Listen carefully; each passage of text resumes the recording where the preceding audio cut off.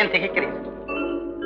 எது எது நடக்காது என்று கருதினீர்களோ அவையெல்லாம் நடக்கிறது என்றால்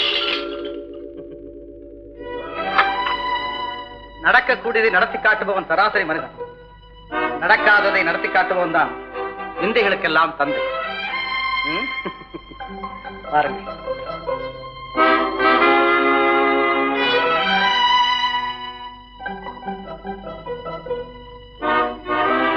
அடிமையாக வந்திருக்கும் உமக்கு என் அரியாசனத்திற்கு பக்கத்தில் சரியாசனம் தருகிறேன்.